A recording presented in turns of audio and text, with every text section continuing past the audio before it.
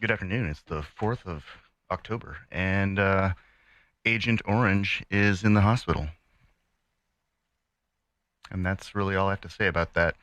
I I don't really feel much. I don't really feel much about it. Just kind of like one of those things, like, oh yeah, with the way that the White House has been treating this, I'm not really sure how to feel, other than they should have expected this, and that sucks.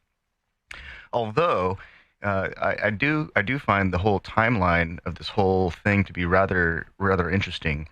Apparently, this is like what 24 hours ago, 36 hours ago, they make this announcement, and that he's got the COVID, and then the next day they ship him off to Walter Reed, and then of course it takes like, you know 3 to 5 days for symptoms to develop at all, and he's already breathing heavy yesterday, and they're giving him like this cocktail of antivirals and antibody producing treatments, and stuff that's basically untested, things that are normally given to people who are like have severe conditions. And I understand the dude's like, he's older and he's obese, and so that puts him into a risk category. um, but man, all those fucking COVID McNuggets and and all that docile beef energy patties that he's been consuming have come back to fuck him up, it looks like.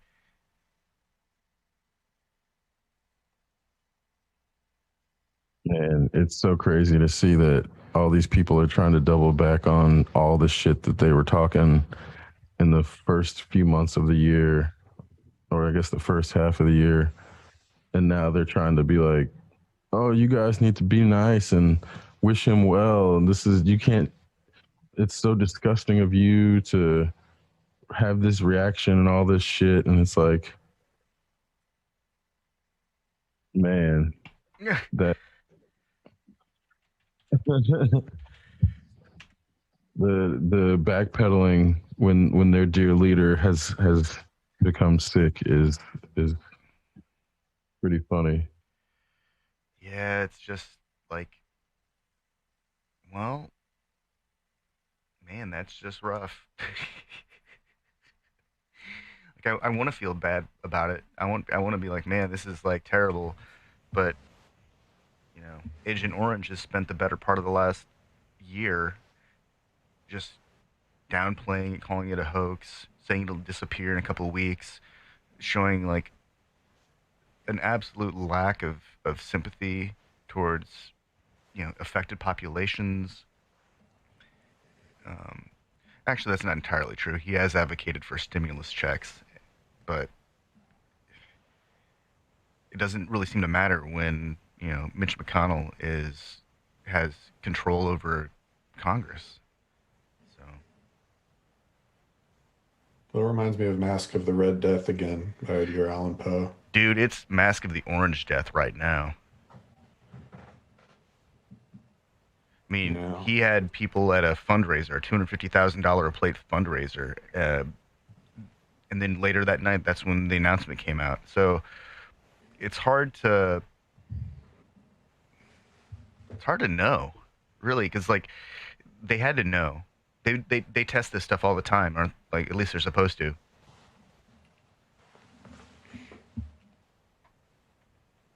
Well, I think they had explicitly um,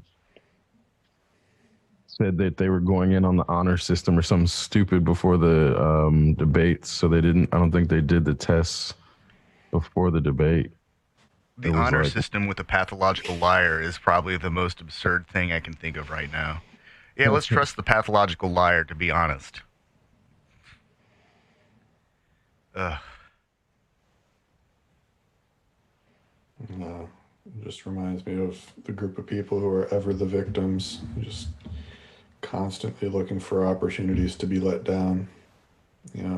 It's one thing when people are truly powerless because there is a subset of people in this country who are really truly at a disadvantage, and they're the majority. They are the majority, and yet they still have hope. They might be cynical, You know, they might be sarcastic, they might be hardened and embittered, but I still believe that, you know, a lot of them are looking for better times or the opportunity to live a better life. And, you know, one side or the other side of whatever sub-demographics of those groups listen to these really entitled, powerful individuals who aren't in the same position as them and they trust these people to provide them with that better life that they're seeking. And it's frustrating, it's everly frustrating to just witness the power, the seat of power in this country constantly put itself at a tremendous disadvantage, um, to the detriment of its citizenry.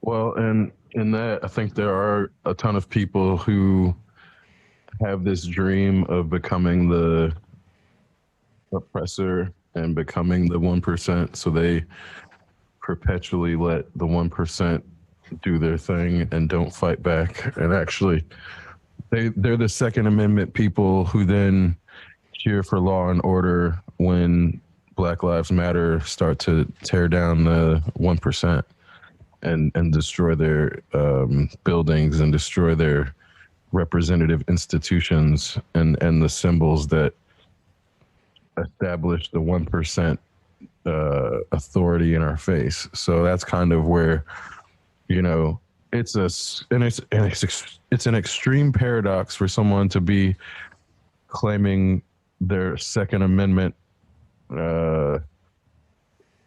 champions, but also pro everybody should just go, you know, go with what the government says, and anytime a cop says do something, obey them. Yes, absolutely. Absolutely. It's this sympathy for the oppressor because they fantasize about becoming oppressors themselves because that's the reality they've been indoctrinated to believe is the best for everybody. And by everybody, it means the best for themselves. Yeah. Have you seen pictures of his suite?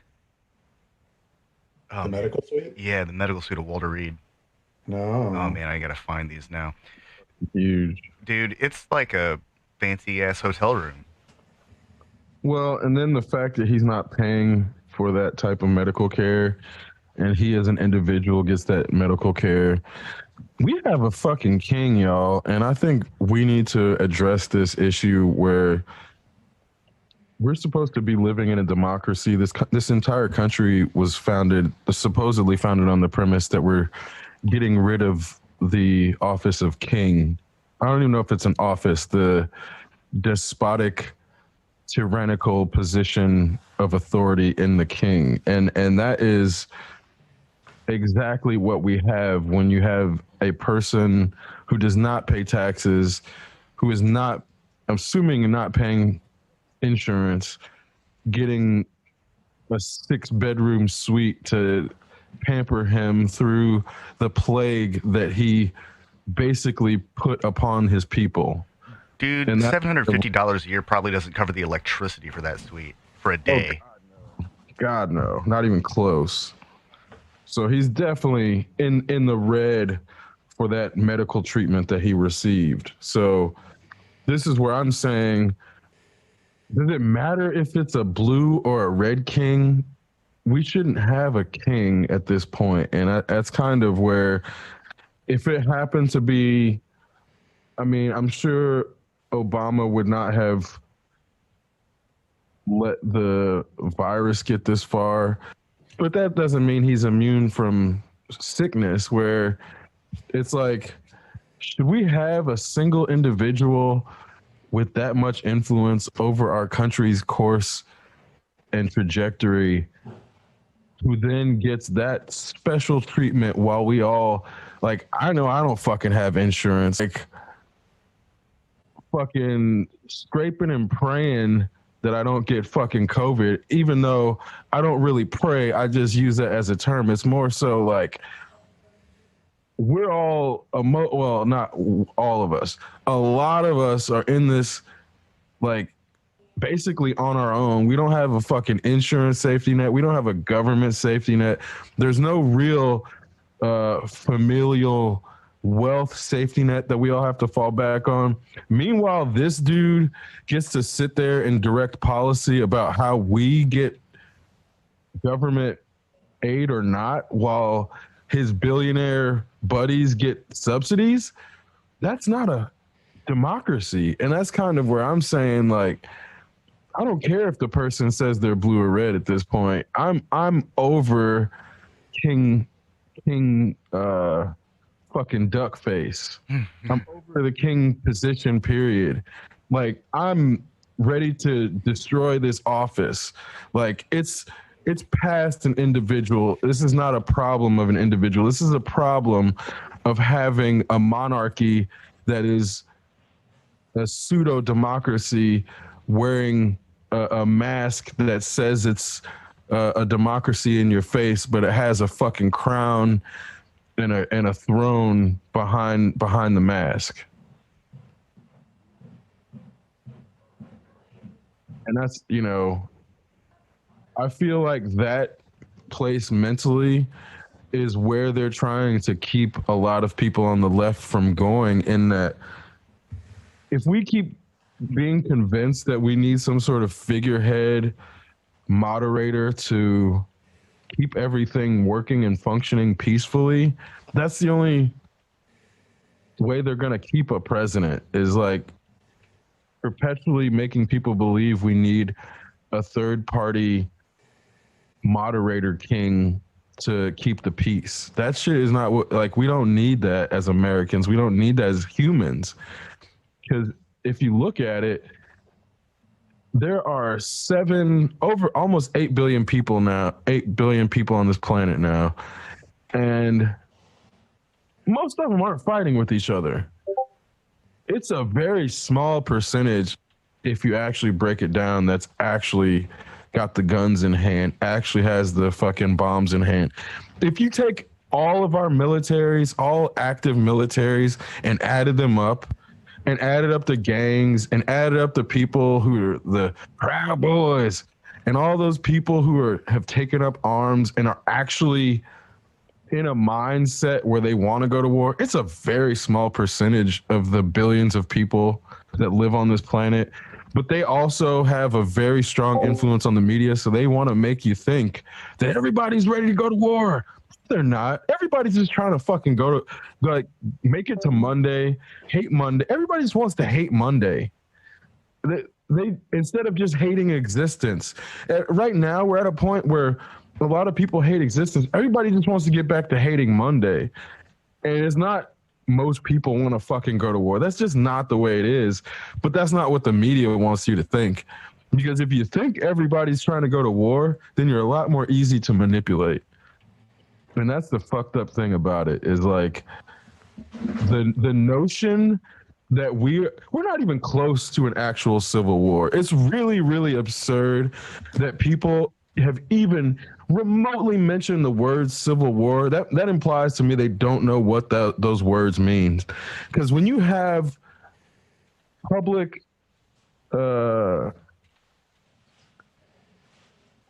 what's the word? Public discord, or a public that is at war with itself, that's not the same as an actual civil war. And when people start conflating a military a nationally sanctioned military movement against the people with public conflict, those two things make the if you conflate those two, it makes them both meaningless. And this is kind of where, if people think we're close to a civil war, then that means the actual Civil War never stopped, because then that just starts to lower the bar for what determines a civil war. If we're not qualifying a civil war as national state sanctioned military action against the people, then we've always been at civil war. Then that term is completely meaningless, and there's always been civil war. Thus, the need to have some sort of litmus for what actually determines moving into the state of a civil war. Because again, I think that's where you have a lot of people scaring people for click, talking about civil war, stoking all this fear, getting people more impotent by making them scared. And that's what to me is the most damning thing about all these people who are so-called raising flags, warning about civil war. They're actually the ones that are just creating the deer in headlights syndrome for the American populace, and they're trying to make it look like they're doing something that's patriotic when really they're just doing it for clicks, and they're just doing it for self-interest. And that's the craziest shit to me. Oh, as well as thanks for bringing that up and talking about the media and its influence on the public. I think what you said really highlights well the influence of the media on the public's capacity to reconcile fantasy with reality. And basically, we've entered a scenario or a situation chronologically where wars abroad in which the United States is involved have sort of dried up. And there isn't really any sentiment to get people riled up about in terms of some foreign power to fight against. So now, what's next or what's left but to have a war within the confines of the country itself. And then I think that, if there's a projection to be had in that, this is going to go on for a while, and the threat of the civil war will continue to be propagated by various outlets until some other foreign war starts. Well, and that's one of the funniest things about it is like all the foreign propaganda or the American propaganda about foreign turmoil has kind of ceased. Like, when's the last time you saw an article about poverty in Africa or some shit? Like, they can't even run those stories anymore. Or like North Korea. North Korea stories have gone so silent in the past 6 months. The biggest international conflict that I've seen reported on right now is between Armenia and Azerbaijan. That's what I've been seeing. Of them, that's one of the biggest ones. And then again, it's like it's so random that is even in our news cycles. Like, as if we have a huge Azeri population or something. I think it's just the implication of another proxy conflict or some sort of conflict between Turkey and Russia. Well, of course, but what I'm curious about is what percent of the U.S. population could actually point to a map that didn't have nations labeled on it and say this is where Armenia is, this is where Azerbaijan is. My Yeah. my guess is the number is like decimal percentages. Dude, how many of them could find fucking Mexico on a map? Which one, soccer Mexico or beef Mexico? How many of them could look at the word Azerbaijan and actually pronounce it? Oof. Yeah. I'm not betting on Americans in that one. I bet it's more people than it's higher than zero, but it's less than the number of people who could find it on a map without the labels.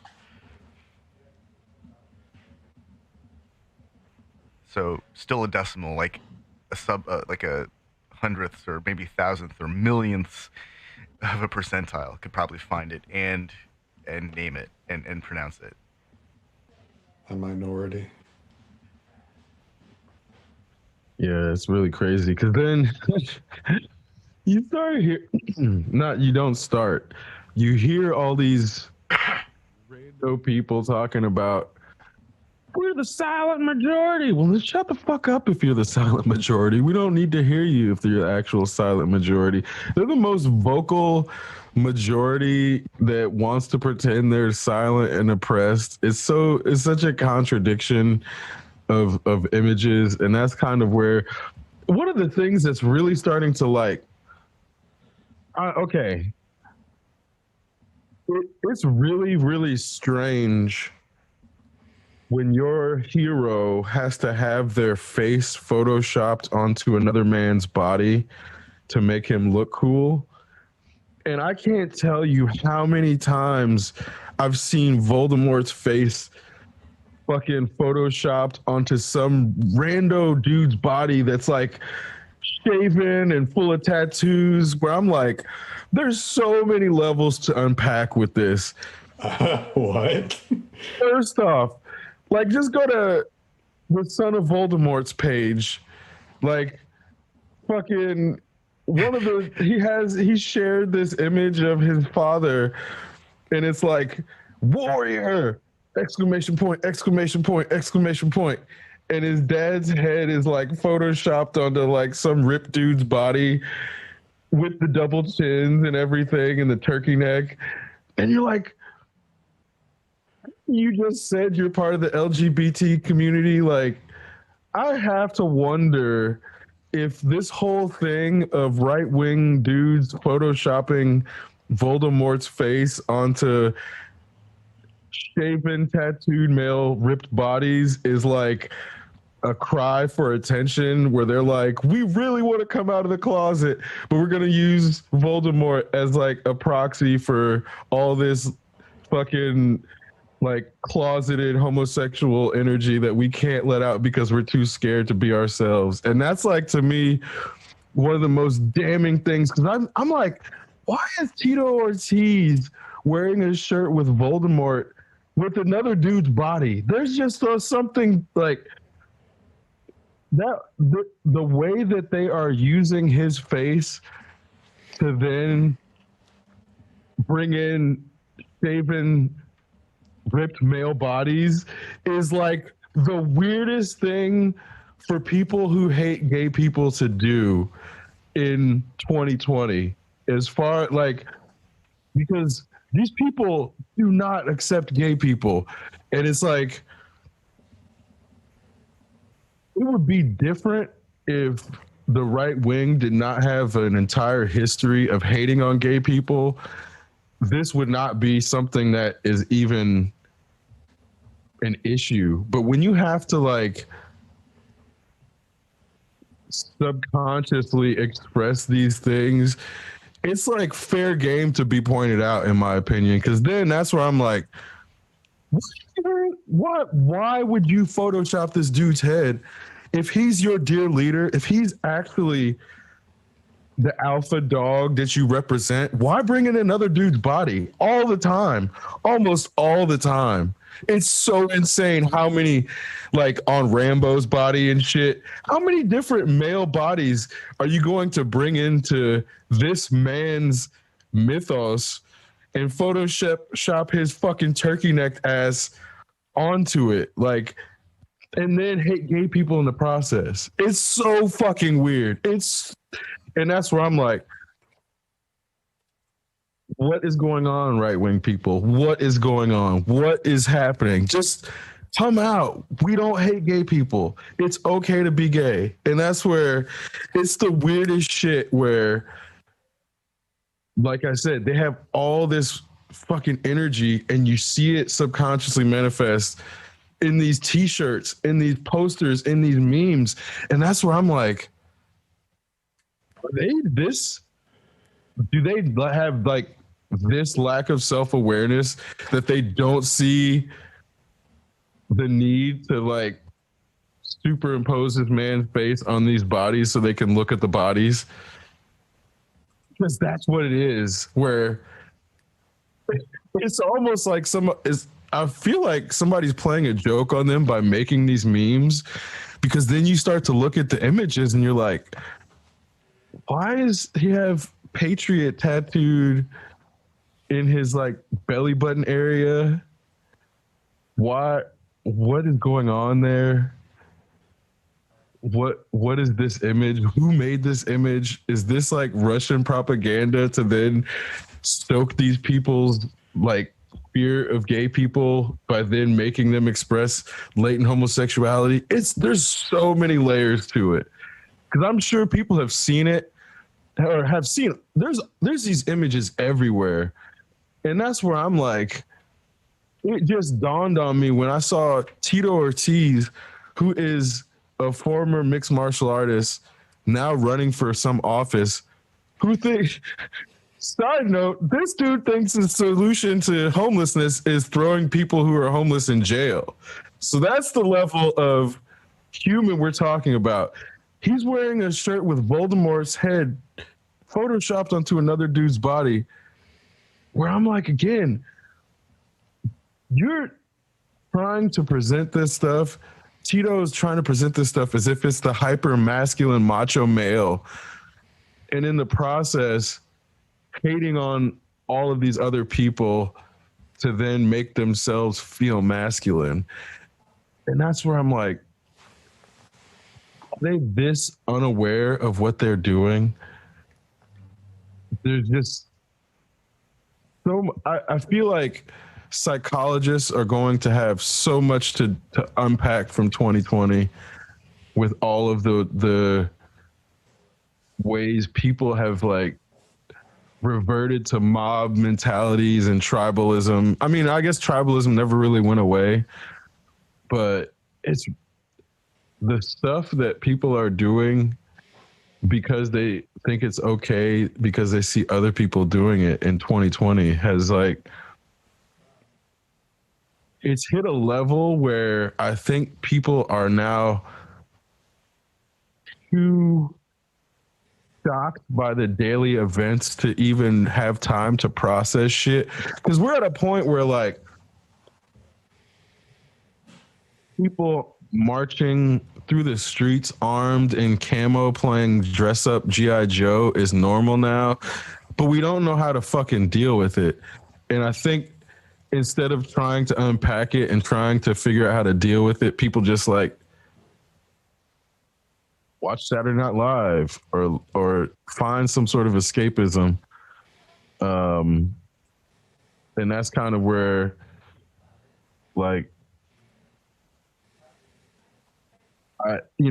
escapism is healthy to a certain extent, but then we get people on the left who don't actually understand the problems that a lot of impoverished people are facing, because then they use SNL as an escape too frequently, and then they don't actually understand the problems that they think that they're championing.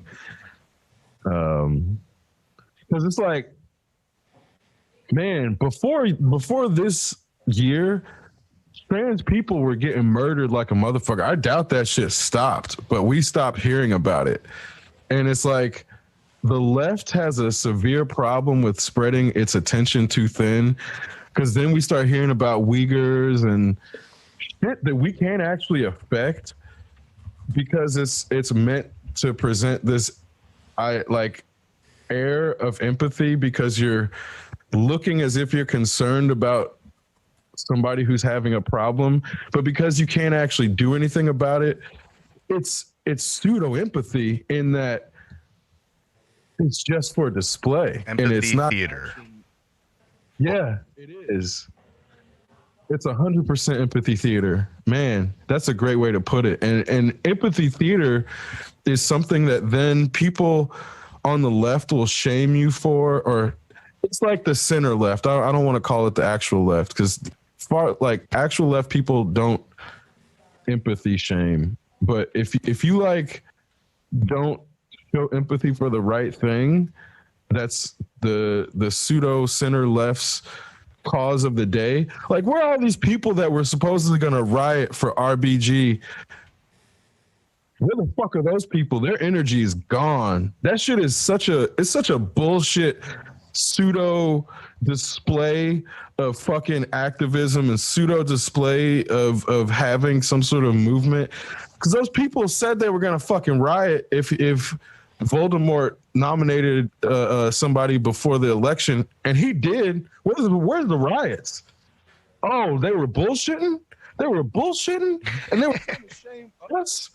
Oh, fucking empathy theater, man. They didn't give a fuck about RBG, just like I said then. They didn't give a fuck about RBG's legacy. They're not doing shit to preserve it right now. All they did was post and tweet about it and fucking, oh, my status update's dedicated to RBG. Because if somebody gets nominated before the election, I'm gonna fucking riot. No, the fuck you weren't. No, the fuck you're not, bullshitters. Their riot was to go stand in front of the Supreme Courthouse and boo at Cheeto. That's what they did. Bullshit. As if he even like paid attention. He's probably not even on his radar. What are they saying, Smithers? They're saying boo earns. Boo earns. Well, it's just they end up living vicariously through their elected leaders again. Like it just kind of goes to show that their rage is this sort of diluted frustration. It's like someone who gets upset that they can't go down the slide before somebody else. And, they ball up their fist in anger for a moment or frustration, and then they get to go down the slide because they see their elective leaders give some sort of rhetoric that calms them down, or like you said, Chris, they get to see some sort of lampooning, and they think lampooning through some sort of syndicated television program is a form of activism, and because they're laughing at it, they're being activists in a sense. So it sort of satisfies their brief appetite for conflict because something sort of mildly edgy and insulting is being pumped through their television screen. Yeah. Well, we've got a special guest today. He's been on the show before. He had some really, really fantastic insight into hip-hop culture and business. We really enjoyed him when he was on the show the last time. And his name is Sonny Paradise. And I just want to say thanks. Can y'all hear me all right? Yeah, man, you're coming through great. I just want to say thank you for joining us again. All right, cool. I've been trying to do that for a minute. Yeah. We've got, I got some of your tracks queued up. And I think it'd be Hold on. No, you don't got to go into them right now.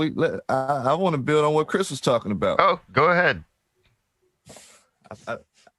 I think he has some really valid points, and it's interesting to be able to talk about it versus tweeting and being a social media radical, so to speak.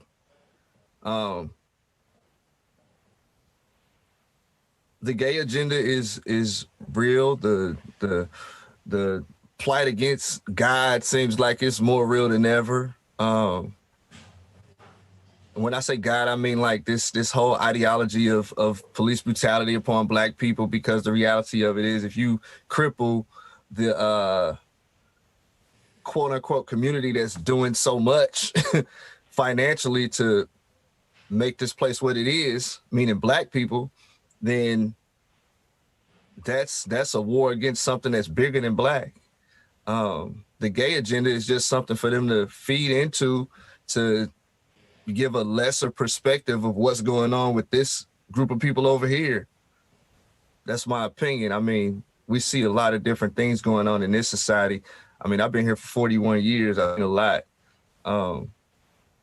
And I don't always speak on it because people, most of the time, they don't want to hear what you have to say. But they want to hear your music. Oh, well, let me clarify real quick. So I've seen some shit going around about like, I think people call it a gay agenda. Like, let me clarify. I don't think anybody can be convinced to become gay. I don't think that's humanly possible. And what I mean is like, if somebody can like watch a TV show and that TV show can convince them to suck a dick, that person was just always gonna suck a dick. They just were gonna blame that TV show. So I don't think there's such Yeah. what happens is there's people who like are ashamed to become themselves, and then when people shame them for being themselves, they blame other things and scapegoat it. So like in the Black community, there's a lot of homophobia. So like there's this meme going around with this TV show is gay, Power is gay, Empire is gay, because they have gay characters. Gay people existing is not a problem. Like my thing is, if the idea of a gay person makes a dude want to go suck a dick, that dude is gay. That idea didn't Right. that's what being Right. like there's no way that an idea can turn you into something. So this is where I'm like, I don't believe that there's some like nefarious group of gay people who are trying to turn. Okay, let me rephrase that. There are gay people within the actual gay community who do have a fetish of turning straight people gay. That's a real thing. But that's not a gay agenda. Those are a very small minority within the gay community. And the only reason I know about those people is because I know enough gay people to know that that is a thing. So when I'm talking about those people, those should not be confused with gay people who are trying to get representation in media, because those are two completely different things. And this is what it's the same thing with like predatory males. Like just because a dude is like successful with a lot of women does not mean he's a predatory heterosexual male. And that those two things often get conflated, in that predators exist in all sexual orientations, and predatory media, manipulative media that's meant to groom people exists for all orientations. So we can't pretend that's not real. It's just a matter of, then we have to, I think, be careful about conflating the gay people who just want to exist with the gay people who have a fetish of turning people straight or turning straight people gay, because those are two completely different populations, but they both exist. And this is where, again, like, if somebody, like, that fetish exists for a reason. If somebody can like go through that process and have that work consensually, that's a valid fetish. So it's one of these things where I'm not then even trying to shame those people who have that fetish. It's more so we have to be able to articulate these things and talk about them in a nuanced manner, so that then we don't have the discussion about media manipulation without acknowledging that all media is meant to manipulate.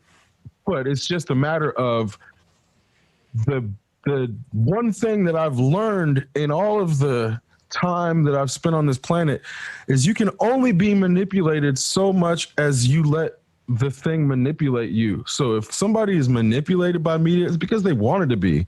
And that's where you have to actually, like, except for children, in that, like, children are in a mental state where they're so impressionable that when you have that like meme going around where it's like suggesting they commit suicide, that's not like, we're not like, that shouldn't be happening to anybody, but that's especially dangerous to children. So there's all these things about, like, yes, you need to monitor the type of media influence you have on your kids, but that's not to say then that shouldn't prevent them from having representation in their media, because then that same excuse could then be used to then say, oh, I don't want black people in my media because Black Lives Matter. I don't need my kids learning about that. And it's the same. It's like you have to be able to interact and engage with these topics in a way that respects the people and respects the subjects without like saying you can't then criticize some ideas and some approaches, because nothing is obviously above critique, but then it becomes very difficult to have these discussions because everybody's too scared. But I'm like, okay, going into this convo, I know if somebody cut me off halfway through and didn't let me finish, they could then turn around and use that to be like, this dude hates gay people. But I fucking don't. And I know that by the time I finish this thought, I know I have enough gay people in my friend and family circle that my intention is not to offend them. It's to address this subject matter in a way that does not threaten them, but also acknowledges that society has these other issues that we need to talk about, because then we don't have those discussions. You know, there are cisgendered male sport fuckers who fantasize about, you know, turning lesbians. So it's not like it's a one-way street. There's a spectrum of, like, I mean, I'm just trying to add to your point of predatory. I'm not even sure what to describe. I mean, lesbian porn is probably mostly consumed by men. Like, what? Okay, there's nothing wrong with that. But my thing is, this is the same type of behavior that then hetero cis men will turn around and try to condemn gay people for. Everybody in the hetero community does it. So it's a complete double standard that if we never started this convo, we would have never gotten to that point. So that's why I think it is important to have these discussions to say, like, yes, there are people who have a fetish in changing what they perceive to be somebody's sexual preference. That is a thing, but it's not strictly limited to gay people, and it's not strictly limited to creepy ass. I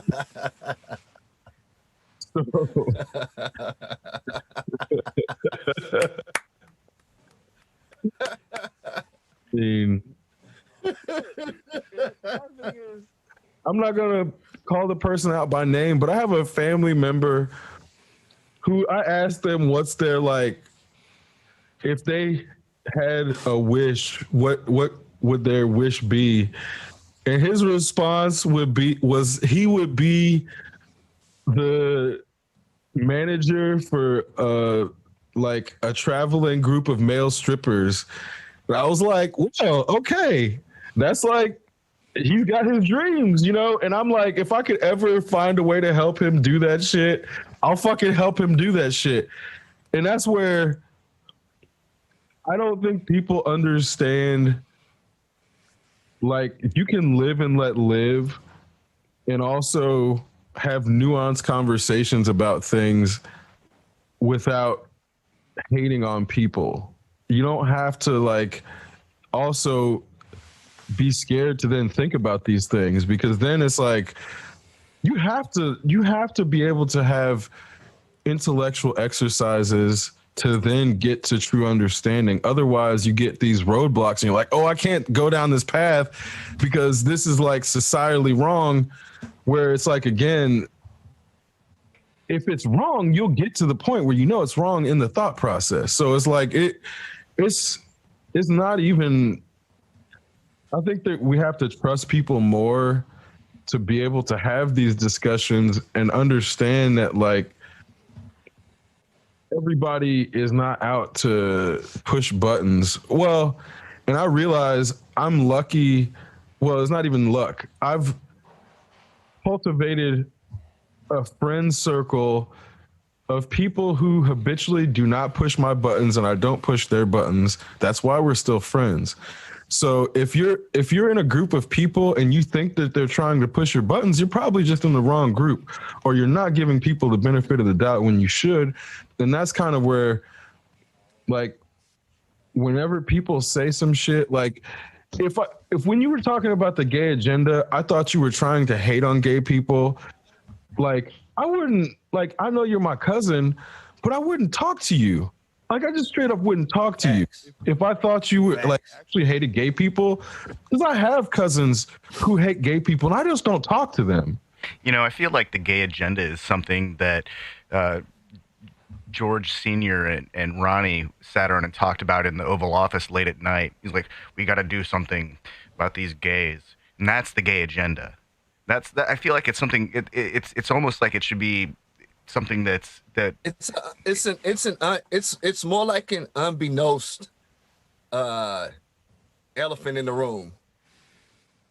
It's a topic that people try to stay away from because nowadays they want to be PC. They don't want to hurt anybody's feelings who may or may not be homosexual. But the reality of it is, these people are people. They're real people. They do exist. We have a responsibility to make sure that their civil rights are protected just as much as Black people.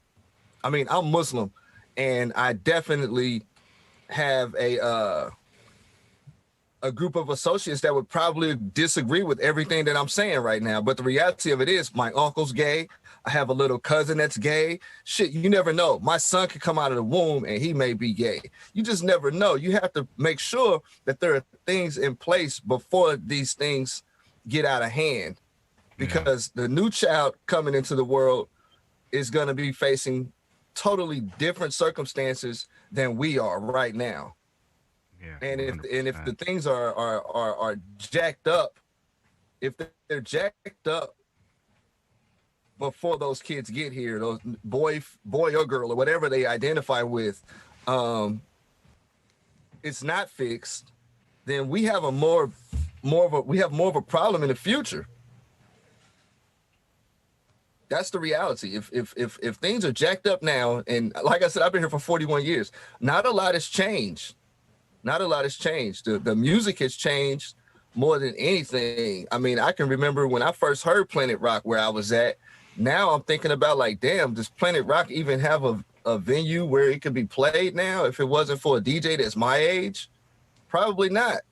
And where would that culture be without gay culture? So much of electronic music is built upon the back of Black people and homosexuals, and so yeah, I mean, it always amazes me whenever I meet these internet Luddites who they get totally bent out of shape about, simple human interaction, and then proclaim to love a culture while simultaneously championing, like, just the worst kind of ideology. Like, I love this stuff, but I hate the people that made it. Well, that doesn't make any damn sense.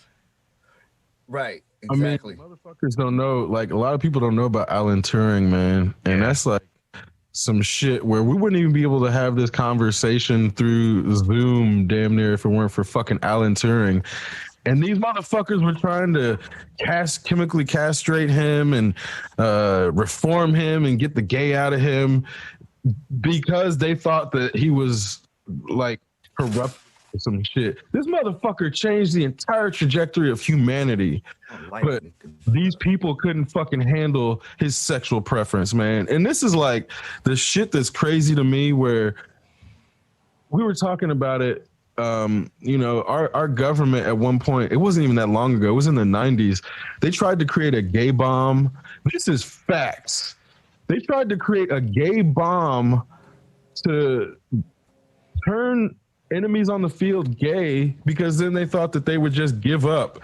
This is obviously before gay people became the most ripped Americans demographic, because if there's any demographic that you can be like average demographic is basically ripped.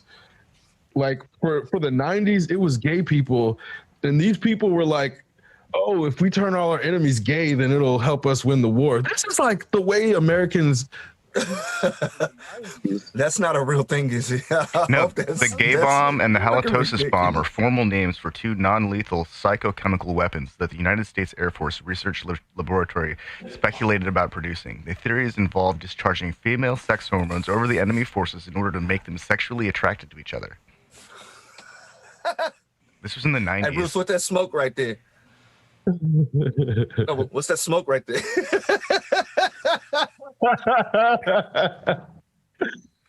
Oh man. I mean, it wasn't the Navy. We like to joke about the Navy. I see now. But it was the Air Force. I mean, at this point, it's almost like air farce. Oh my god! Wow. We even got on that subject is because I was telling a friend. Someone asked me, how I felt about Biden, and she's younger, and she also happened to be gay, and I was like, "Do you remember Don't Ask, Don't Tell?" And she's like, "No," and I'm like, "Well, Don't Ask, Don't Tell is what you get when you have people like Biden pretending to be on the left. You have people who are supposedly social justice warriors saying, you can be in the military if you're gay, but just don't tell us." That's like a left wing policy that we get if we don't hold these people accountable. And that's why it's important to then talk about the actual concept of what gay people need as an agenda in representation, in that they just need to like be known that they exist, because then when they show that they exist, there's this other backlash of anti-gay people who then being like, oh, they're trying to turn us gay just because they want to show us they exist. Make them go back in that closet. They can be gay, just don't tell us about it. I want to know about them, what they're doing in their bedroom, but I want to know if my presidents are heterosexual. So the double standards, obviously, it's like it's not helping. We haven't moved forward, but it's because it's empathy theater. Yep. Like all this pretend concern for the LGBTQ community does not translate into actually protecting them, because it's all just like SNL.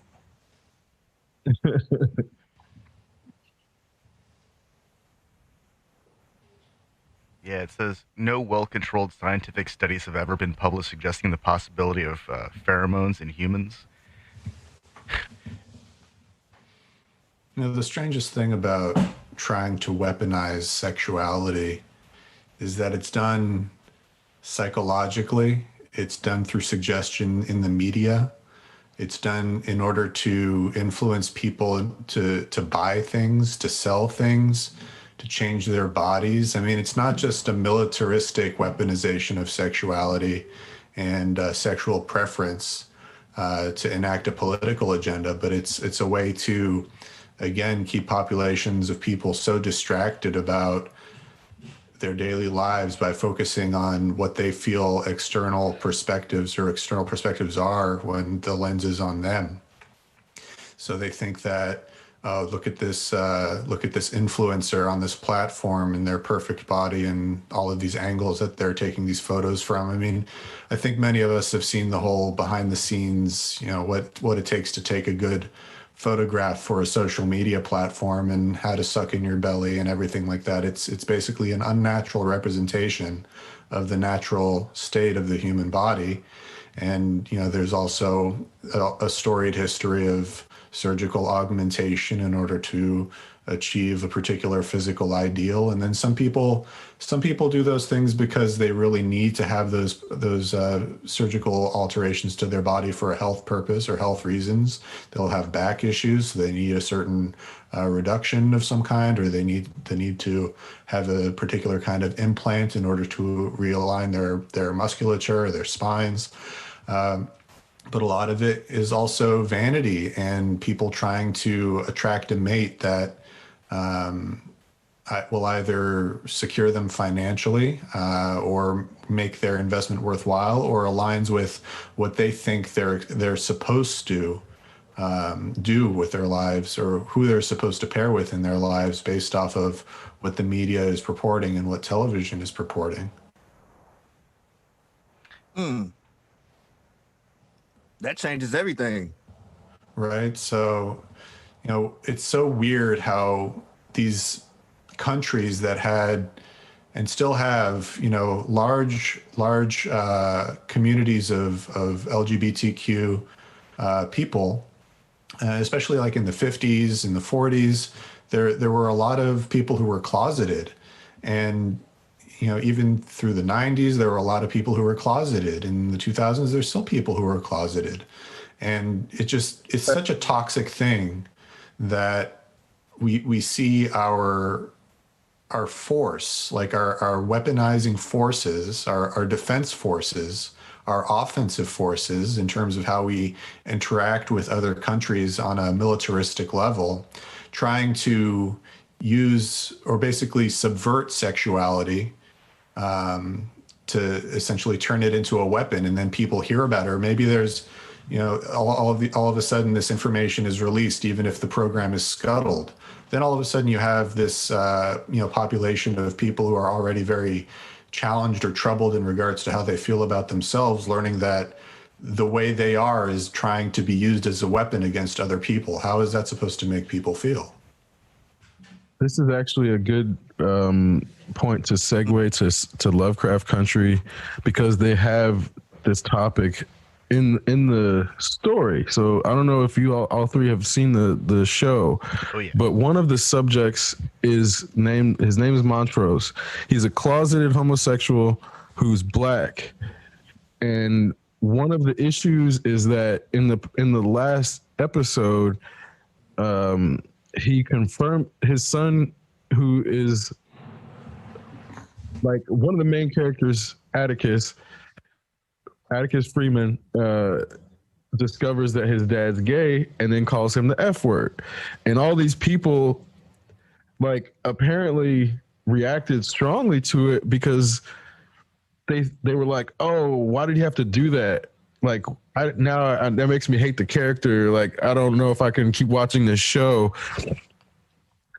And I'm like, were y'all not paying attention?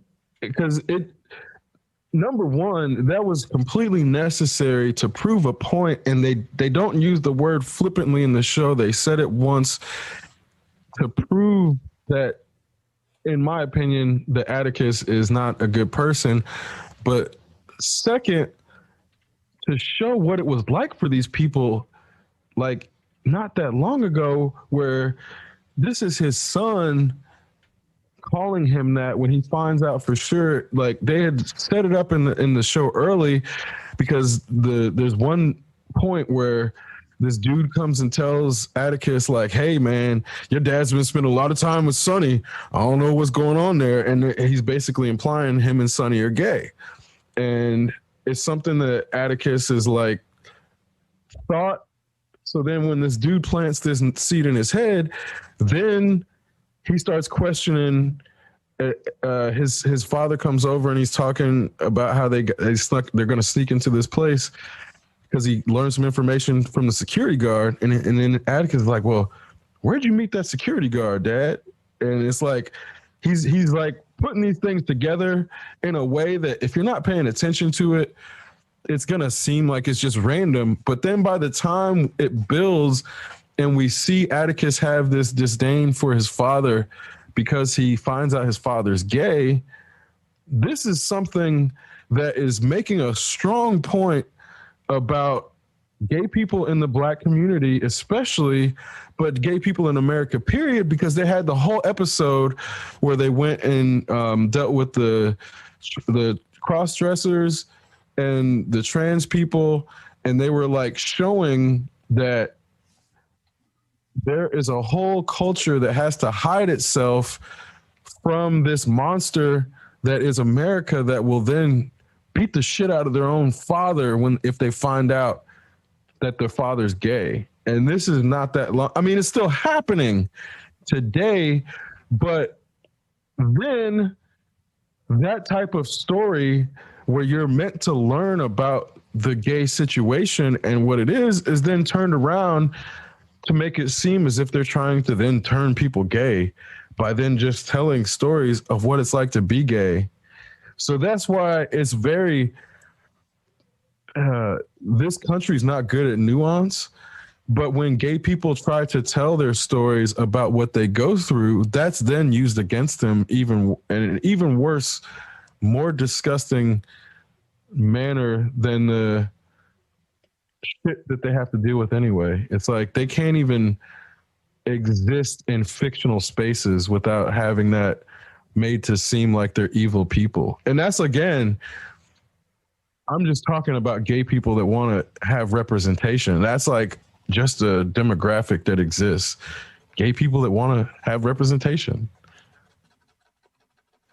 I think in order for representation, like equitable representation, to be truly achieved for any underserved or underprivileged or oppressed demographic, there needs to be a complete detoxification of public perception of those people and of anybody who identifies as an ally as well, because there could be people who hear the stories or see the experiences or learn of the experiences of people who are Black or who are within the LGBTQ community, and all of a sudden, just because they feel sympathy or empathy, they feel like all of a sudden they're betraying their families, or they're betraying the ideals of their religion.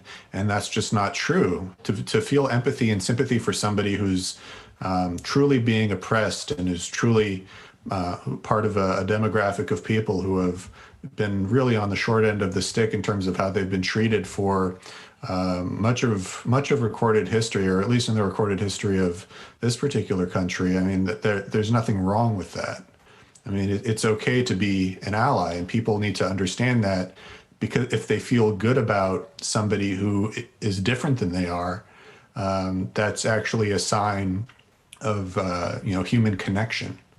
And people are often taught to toxify their human connections, especially if a particular religious paradigm is twisted for a particular agenda, or a political agenda, or a political perspective is twisted for a specific agenda as well. And usually that agenda is a method to keep people isolated or sow disunity.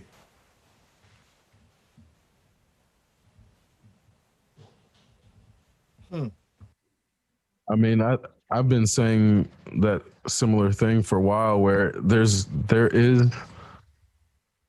a point of diminishing returns for diversity, in that you don't need a coalition for purple-haired people with nose piercings, but their labrets not pierced, but they have cartilage piercings, and then sometimes they tan.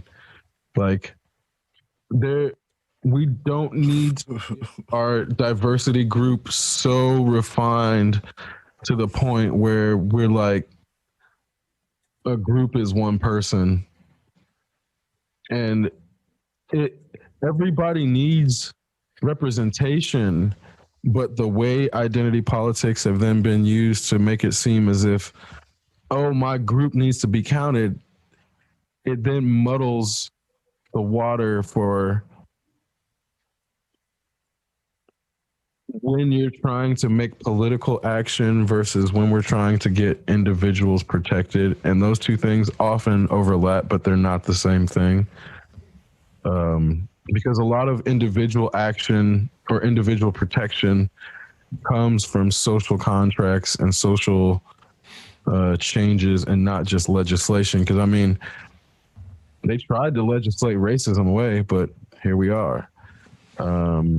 So law only serves to create a starting point for social change, I believe, in that law is always slow, law is always behind ethics, and we can't use what is legal as our litmus for standards. Otherwise, slavery never would have been made illegal. So that raises an even bigger question, and it could even be rhetorical, based off of the collective knowledge of the people present in this conversation. Is unity possible outside the confines of politics and law? I think it could be. I mean, Noble Drew Ali, this is a quote. He said that law governs all events, but the reality is all based upon who dictates the law and put the law in place. So if you govern yourself, then you basically have cleared any grounds for anybody to come in and implement their bylaws and bystanders to begin with. So with my last name, it puts me in a position as a Moor, which is Bay, to understand that I govern my events and I don't allow anything outside of my jurisdiction personally, my internal space to come in and distort it or distract it or throw it off or any of those negative things, because it's like what Chris said about how he is with his friends. As soon as that negative seed is planted through any kind of format or foundation, I mean, you might as well blow up the whole campaign. Just blow it up. It ceases to exist in a pure light once that bad energy is put into it. So I agree with Chris on that 100%. As far as the laws are concerned, I don't practice the Sharia of Islam anymore because there's something above the Sharia, and I get a lot of negative overshadowing because I practice tasawwuf, which is the internal teaching of the Quran. So it's you have a lot of individuals who would want to stagnate your growth as an individual, even though individuality is just an ideal of how you are to be. So as far as the law is concerned, I think we should, yeah. Like I want to give a story to demonstrate, like, you, I believe, are a Sufi in like the true sense of the word, because I will never forget one time we were working on an album and you were like gonna stop to pray, and I was like, hey man, we're really in the moment. Are you sure it's not God's will for you to keep working and not stop to pray and break this? And you thought about it and you're like, you know what, you're right. And that's where, like, there are some people who are not willing to bend to the will of God to try to, or what they believe to be the will of God, to try to then force a path to enlightenment or a path to God that's then what they believe to be, oh, if I pray 5 times a day, if I do my ablutions, and if it's like a spell that they think they're casting, where what you're talking about in your Sufi existence, to me, I believe, is more in line with how like actual religious or spiritual leaders should be, in that you got to know when to break tradition to make things move forward. Yeah, because I mean, you got to think about it. Is the world going to stop moving around you because you have to go make prayer? No, you have to find a way to make your reality coexist within the surroundings that you're accustomed to. And that's how I feel like this way is a much needed process, not only for a Muslim, but for a Christian, before a Jew, before anybody has any spiritual background or found my salats all the time when I'm at work, for instance. But I do have a mantra that I do that was given to me by one of my brothers that I zikr all day throughout the day, because if you're in a constant meditation, then you don't have to go make salat at those 5 times. You already meditated. It's already going on. I can repeat La ilaha illallah all day while I'm working. There's no reality but God all day. And there's not one iota of an individual or thought that can distract me from doing that, because I'm already in my zone. As soon as I walk through that door, to the time I leave, to the time I get home, if I decide to make salat, that's my choice. It's not going to be based upon a Sharia law that's set in place for me to abide by, because in reality, I am God. I am that for which the ayat says, Shadawin la ilaha illallah. There's no reality but the reality of God. There's no way to escape that. I don't care what you practice. That's the reality. That's the same approach I take to music. For instance, I'm not even supposed to be doing music. That's the law. The law says I can't make music because it takes away from the glory of Allah. Well, it doesn't take away from my glory. It gives to my glory. So praise, all praises be. That's it.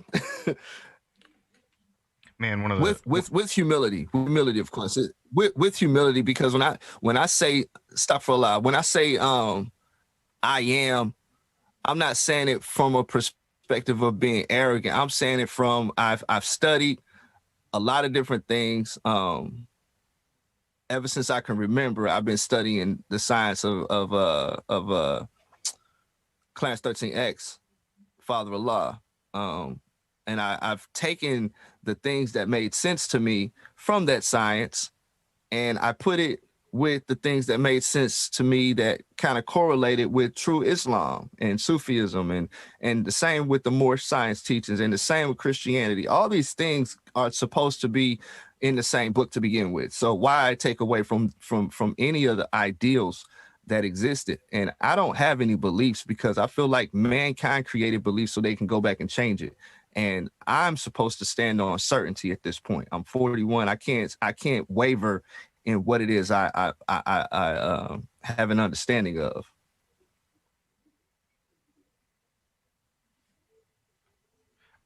If you make if God is in you and you know resonate with that energy in making music, aren't you making music for God then? And isn't that a good thing? It's a good thing, but it's like the vibrations. If the vibrations are not in the right place, so to speak, then it kind of puts a lot of shaitan in it. So you have to be clean. You have to be aware of your intentions 100%, what it is you're doing with music, because once that ideal leaves you, it's not coming back to you. You know, intent is actually a really It's not interesting coming thing. back. The energy is out there. Like I was reading recently about how intent is. It's like dating a woman. Well, it's. I was reading this piece about how intent itself is the thing that separates empathy from sympathy and pity, and in a lot of ways, I feel like empathy theater is this really weird gray area. And I'm just thinking about intention itself, because if the goal is to actually be empathetic, like RBG died, people cried on Facebook, Agent Orange is in the hospital, people are crying on Facebook. If the intent is to show that one actually has empathy, and it's just empathy theater, then at some point, is it even empathy anymore, or is it? I mean, we know it's empathy theater, but at what point does empathy theater actually? What does it actually rise to? Is it like a form of pity or selfishness? I think it's like virtue signaling to find your tribe and to also antagonize your tribal enemy by pretending that you're morally superior, is what it feels. That makes sense, because the reality of the things that are in control, they would like for us to understand that. They would like us to put ourselves in this mental space that we're inferior to everything, and we're not. We're definitely not. Didn't we all descend from some amphibian that climbed out of some mud a couple million years ago or something? Well, not to. I mean, in that line, the naked mole. This is gonna sound random, but that's what this show is about. The naked mole rat is a mammal that is known to have pheromone-driven behavior. So there are mammals that are driven by pheromones in our genetic lineage that then would suggest that humans are not immune from having pheromone-driven behaviors, i.e. the necessity to have some sort of king or queen figurehead that then they are all drawn to and driven by subconsciously on a level that comes from pheromones being released, and just like the way that pheromones work, like there's like highways of pheromones that are invisible that are carried by the fucking global winds. So that's where when you if you look around, if you see one wasp fly by or one bee, just look at that area, because usually there'll be more that come through because they follow each other's pheromones, and there's fucking wasp and bee highways because they can see, like, use the pheromones to find different locations. And that's why it's like, when you learn these things, that's where I feel like it's impossible for humans not to be affected by pheromones on some level, like whether it's as strong. I don't think it's nearly as strong as ants, but it actually may be, which is why we can't break these cycles of having a single figurehead leader, because everybody's pheromones are all fucked up and tuned to this like ancient cycle. Or maybe we need, I don't know. It's the mask. Right, yeah. So when I look up naked mole rat, the people also search for the blessed mole, which is another rodent, the star-nosed mole, which is another rodent, the dumb octopus, which is a type of octopus, and the axolotl, which is a legged fish amphibian thing. It's related to a salamander. All that comes from the naked mole rat. From mole rat to Dumbo octopus. Also pheromones. I mean, I know for a fact there are perfumes and actual pheromone things that humans are, sold and marketed to purchase and put on themselves to make them appear more physically attractive, or to stimulate certain parts of people's brains in order to attract a mate. So they put on these pheromones before they go out. That's how one of my homegirls ended up with her husband.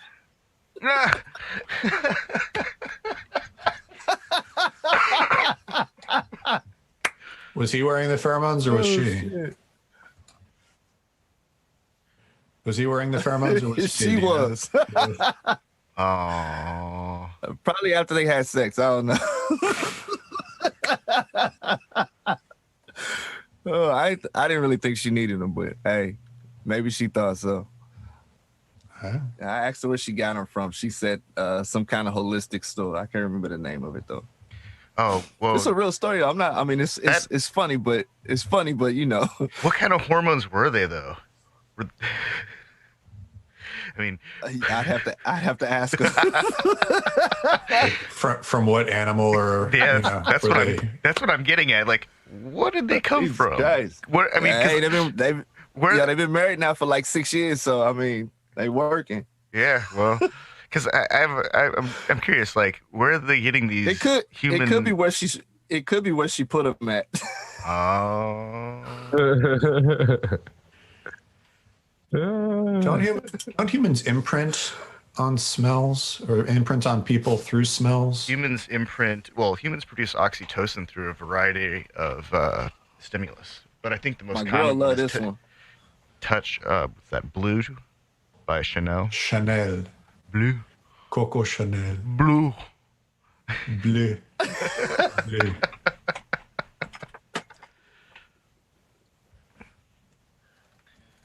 Yeah. What's up? You want to say hi? Stick your head in and say hi. Hello. Whoa. You want to say something? My daughter Naima, she just wanted to say hi. Hey, your lock's going.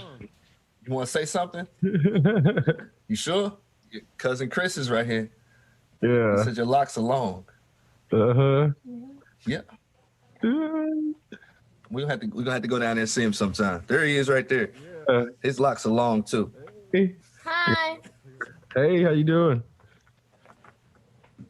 Getting big. Last time I saw you was tiny. All his hair. Like yours. Thank you. He only Yeah. come out when he see you. I see your musical. You look great. Say thank you. Thank you. I'm gonna be in a minute. Okay. All right, I'm gonna hook the game up for you. Okay. All right, Well, it's funny because when she was like, my little soldier. Yeah. It's funny to see people's personalities. Her personality was formed when she was talking. it was already formed, and it's so funny to see. Like some people never develop personalities, but some people are just born that way. Where you're like, oh, this is funny. So kids react to me. It's like they either look at me with like googly eyes, or they look at me like I'm fucking Jason or Freddy Krueger or some shit, and I'm about to like murder them. So it's like between, absolutely nothing in between. So like when I met Naima the first time, she was like talking to me like I was, or she would talk to Chris, but it was like she was looking at me like I was just anybody else. So it was this weird thing where, you know, Yeah, because we had the same name. Yeah. And she already knew that she wanted locks. Oh, that's so funny because now After that she knew she wanted locks. Oh man, that's hilarious. Yeah, I was wondering about that too, because yeah. So it was you and Bob Marley. Until I got a big picture, a poster about on my wall. We gonna come down there. We definitely coming down there soon. Oh man, it's so funny because it's like I see how genetic like links work when my family members have kids, because then it's like this little person who's like in the pride that now is like, oh, we got to make sure this person grows up and is like a strong lion and shit. And it's like you have this weird onus of responsibility for the younglings in the family. But I think that's part of getting older too. Hey, and here's another thing to add on, because I know I sent music and I sent a whole bunch of other stuff that hasn't even been manifested yet, but she picked out every single one of those songs. Oh, really? For every album I've made, if she does not like it, she tells me. She says, I don't like that one. Well, what don't you like about it? I don't like the beat, it's too scary. I don't like your voice. You don't sound like yourself. That's a pretty There's tough only filter. one song on there. Yeah, it's my daughter. She better be honest with me. I like that. There's one song on there that she doesn't like.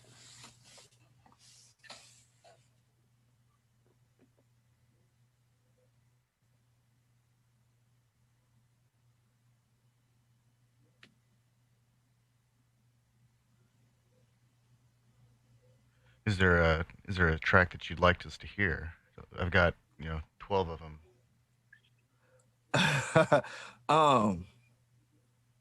The one she likes the most is number 2. That's called "Spooks in My Backyard." Okay, I'm gonna cue that up. I'm just gonna play it in the background.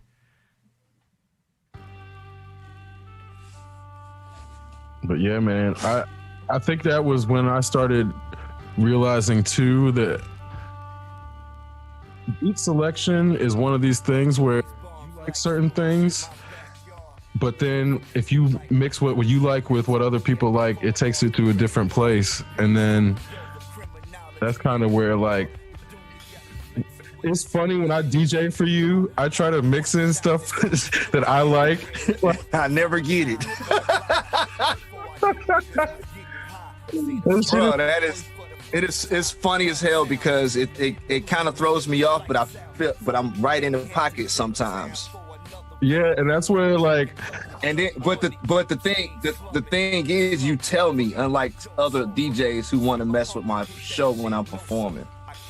Yeah, so I know what to expect when you DJ for me. Like, if it was any other DJ, they would do little slight things to make my show imperfect, and I would have to tell them, listen, don't do this, don't do that. One DJ in particular, I will not say his name, but he does it every time I perform with him, and he does not do any more of my shows. I got my own DJ now. Yeah, and it's funny because, like, the only reason I was doing it is because, like, I had all this shit in my head where I'm like, oh my God, this is gonna sound so dope. And that's where I'm like, anybody who heard it was then gonna have their minds blown. And that's where I'm like, this is just gonna be something that can never be experienced again, which is why I'm like, I'm not trying to do anything but elevate this shit to some mind-blowing levels, because that's where I, as an artist, there's recorded shit and then there's live. If the live show doesn't take you to a place that a recording Translate. stay home. It has to transcend fucking what can happen on a recorded like album. Otherwise, people might as well stay home and fucking put their headphones on. And that's what You know what? What you just said is 100%, if not 1000% me every single time. If it doesn't translate well on stage, I will not make it. Well, you also ran a weekly like open mic night for MCs. Like right up until COVID. It's once a month. Okay. You're still doing Yeah, is it still going on? Square Cat Hip Hop Night. And it's still going on? No, okay. no, we don't want to get fined. Okay. Yeah, man. Yeah. I remember seeing The only place right now that's doing live performances is the Hi-Fi, which is directly across the street from Square Cat Vinyl. And they have set up a thing that's outside. They set up an outside stage with barriers and everything. And there's also a small bar set up, and it's for social distancing. It's really dope. When this album comes out, I might end up performing there, but I'm taking my time with all of that. I want to make sure all my stuff is in line before I do anything. Okay, so this might be a good segue. I mean, it's not a segue. It's still staying on the subject of hip hop. Like, obviously, you've been in it for a long time, and the scene has changed a long time, or a lot. Like, where do you see hip hop in 2021? Because I'm trying to figure out, like, okay, I'm glad to see that people stop buying fucking 6ix9ine albums, right? Like, they aren't available. Right. Snitch on people and stay in hip hop. I would hope. And thank God nobody kept buying his shit. So like I was on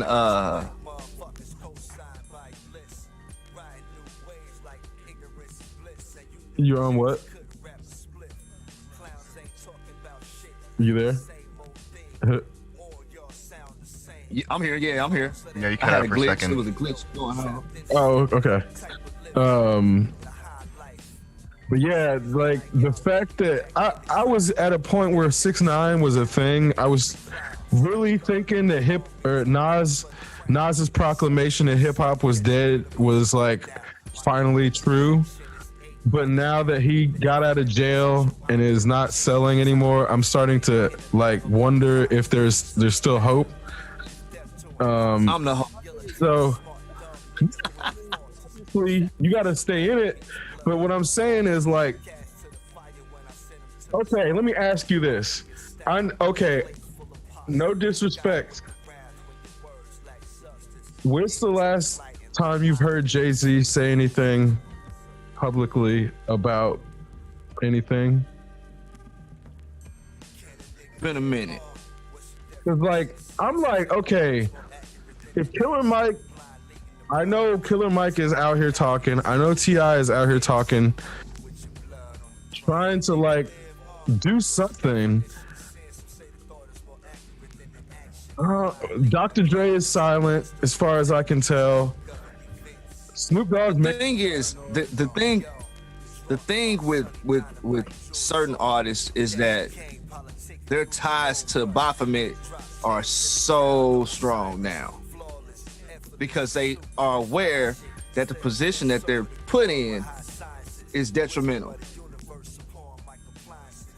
Very detrimental. They could lose family, they could lose close friends, and they don't want to jeopardize those people anymore. They're looking at it from the perspective of, listen, yeah, when I was younger, I might have signed this contract with you, but now that I'm older, I understand the game a little bit more. I'm not messing with your contracts no more. Let me get out of this contract. Which means, you know, Bruce, this is a poignant part that I'm gonna say. Can you pause me for a second? I don't really like hearing myself anyway, so it's okay. He keeps you can call him TN, man. He just got Bruce on there. 10. Okay, so Bruce Bexwalter is our imaginary white money bank, basically. Thug life. Bruce is the name of the new name of our dog here. Bruce is a black lab. That's dope. So if you go back and you listen to Reasonable Doubt, Hov said a lot on that song on The Evils, and it's like when you make statements like that, you get eyes from certain groups of people that were waiting for you to make that statement. And in the most evilest concepts that a MC, a black artist, can think of that can be taken out of context by the masses. Those are the things that those individuals cling to. And after that, they start pressuring you to join this organization and that organization. Well, which one of y'all got the most money? Well, I got the most money. Well, here, if you make a whole album stating this agenda, then you're good. You have a lot of people that went with the bag. So for all this time, they haven't been spending their own money. This entire time, they haven't been spending their own money. Think about this for a second. You ever seen the movie, the show Billions? Yes. Okay, Billions is an amazing show. It shows you how to play with other people's money. But if you play with the money wrong, you're going to get fucked up.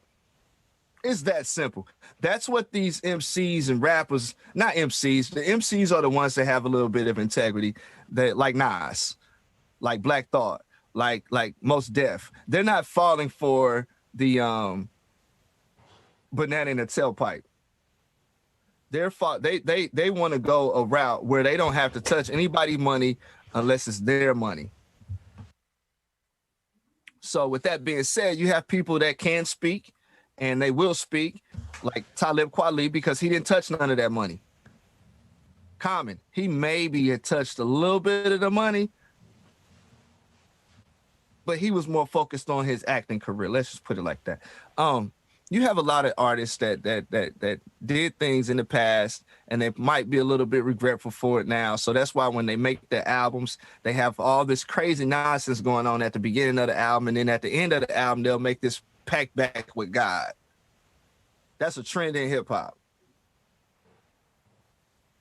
They feel some kind of way for doing something in the past. And now they've evolved so much that they have to now get back good with God. Well, it's too late. It's too late now. We ain't fucking with you no more. So you can take my chain off with the 7 and the 8-pointed star, or you can take the chain off and give it back to Carmelo Anthony, because it wasn't yours to begin with. Stop acting and posing as if you are this quote unquote God when you actually admire being a GOAT. You admire being the GOAT. So just stay with the GOATs. Get eaten up by the gods. That's the reality now. Jay-Z can't speak until he's ready to speak. But when he does speak, who's listening? If they're not listening to Tekashi, or if they're not listening to WAP, or if they're not listening to something that's incriminating our culture, making our culture look bad. You see what I'm saying? If you notice now, the game is so different because we've allowed so many different things to enter it, and stagnate the growth of it. The growth is okay from one perspective, but now it's like you can call the radio station, but are they gonna play what you asked to play? Because it's a program now. Now, if Jay-Z had his own radio station and Jay-Z wanted to speak like a public service announcer, then that would probably happen. But he ain't going. People like that don't have to say nothing no more. He got too much money, and he's looking at his dollars and his cents because he owe people. Michael Jackson owe people. Prince owe people. You know what I mean? Tom Petty owe people. I mean, if there was a quote of, or even a verbal statement of Jay-Z's that he said, "Play this everywhere. I want people to hear this," and it was, profound, I would probably put it on the radio station. Yeah, of course we would, because Jay he's come a long way. Let's just put it like that. To me, he's like a. I think nobody knew about Nipsey Hussle until he was dead. He's very smart. He's right. That's the thing. Like, now. Well, not everybody. A lot of people didn't know about him. He only existed. Well, I found out about Nipsey in 2013. My homeboy Justin from Marion, Indiana, had Crenshaw. And when I heard Crenshaw, I was like, yo, this is dope. This is a really dope project. That's the thing. Like, I bet we could go and do a random sample of 1,000 people. I used to wear Jordans. No, I just don't think that. I think that there are a lot of people out there who are doing a lot of really important. They've got an important message, and it's being heard, but it's not being run through the industrial machine to get that word out. And so, because the industrial machine is run by people who are making money. The wrong. Yeah, and that's their main point. They're just trying to continue to make money, like not Harvey Weinstein, but he was just doing it so he could bang chicks. George Soros, for instance. George Soros, he made a statement, and his statement was, when I came to America, all I wanted to do was come over here to see how much money I could make. That's a quote. I came to America to see how much money I can make. I don't care how I make the money. I just want to make money. I don't care how I make the money. I just want to make the money. I think that's like the most American thing. To me, you see what I'm saying? Yeah, that's like American as fuck. The money is the end all be all. Like, yeah, I make really decent hip hop music. I wouldn't say I was a GOAT. I wouldn't say I was the greatest of all time or anything like that. I never have been that type of artist. But the reality of it is, I make a lot of statements in my music that I don't get credit for because I don't glorify money. Yeah. And when you don't glorify a stamp or approval that has a bunch of dead presidents on it and some encrypted symbols on the back of it, then nobody's listening. And it's like, yeah, whatever. The cipher is contained. When I'm at my shows and somebody is paying attention to what it is I'm saying, which they most of the time are, because I'm not your typical performing artist. I always get at least 20 to 30 people come up after the show in the back lounge area because it's open, and they ask me, yo, where did you get that line from? What made you say this, or what made you say that? And it's like, I'll tell them the story and they'll be like, damn. Like the Wax song, which is number 3 on there, I made a statement based off of a conversation that my cousin Cedric and I had in Mississippi. And the conversation was about how he had to go take a drop that Monday, but he didn't know if his drop was going to be clean because he had been touching the work. And I asked him, why aren't you wearing your gloves? And he said, I don't like the way the gloves feel. It make my hands, I feel like it feels weird when I have the gloves on. And I was like, I understand that, but you got to touch the gloves because you can become an addict just by touching the shit. It's getting in your bloodstream right now as you speak. You see what I'm saying? So These are things that you have to put into play when it comes to writing a song with the kind of content that you're going to be giving to these people. So he said that, and I just was like, well, I feel you. I don't like touching cotton unless I'm getting dressed. I hate the feel of cotton. I don't like the way cotton balls feel. I'd rather use a towel or some tissue. I hate the feel of cotton. Maybe it's this thing about my people picking cotton or something of that nature, but I do not like the feel of cotton on my hands. So I took that and I put it into the opening for Wax, and it makes so much sense. It makes so much sense because a lot of people don't know my life until I let them in a little bit. And Joe Harvey used to tell me all the time, people are not going to fully appreciate what you bring to the table because you're not always so personal. You're a little bit more social. You talk about more social things than you do your personal shit. And I just always felt like, well, I don't want to put myself in a position of being incriminated. So I was doing a lot of shit that I didn't get caught up when I was younger. But hey, I'm smart. You know what I'm saying? I'm not in the business of getting caught if I'm doing some dumb shit.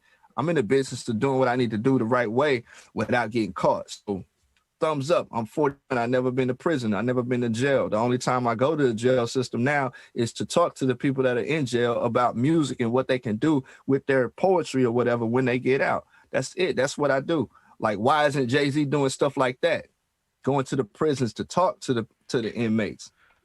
Man, that's a completely brilliant version of reform. Like that's providing like a light at the end of the tunnel in a sense. It's like, hey, yeah, because stay focused. I was, you can do this.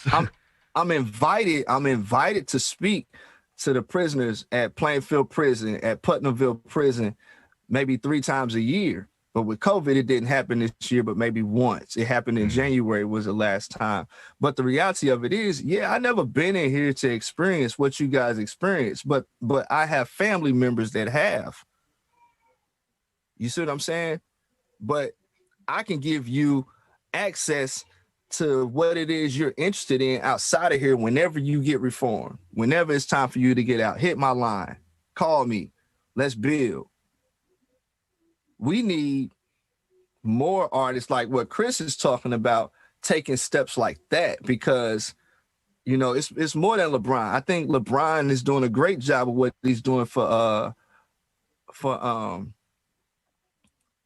I'm not for, but during this pandemic and everything dealing with Black Lives Matter, I think he's doing a great job as far as like putting his money where his mouth is and funding movements to make things better for the people that are struggling. I agree with that, but I cannot deal with somebody who is not well coached to speak out on his platform. He could speak a little bit better when it comes to talking about things that mean something to a lot of people, because it just comes off as fake sometimes. Like he has to say it, so this is what he says. Nah, you got to be passionate about that shit. Like if Kyrie say something, Kyrie heart is in it because Kyrie got a heart. He don't let the machine run him. LeBron is the machine of the NBA. So he has to be a little bit more complete in his thought, in my opinion. He can't fumble and call and say Malcolm X's name wrong when he's sitting down trying to talk about how he read the autobiography of Malcolm X during Black History Month. You see what I'm saying? You have to be 100% in the pocket at all times, very well coached like the president, even though our president is not well coached at all. Clearly, he does whatever the hell he wants to. But I feel like we all have a platform. Like you guys have a platform. Huh? I was saying Killer Mike's in the pocket like that. Like, I know what you're talking about. Like, he does his homework before he goes. Killer Mike is very dominant.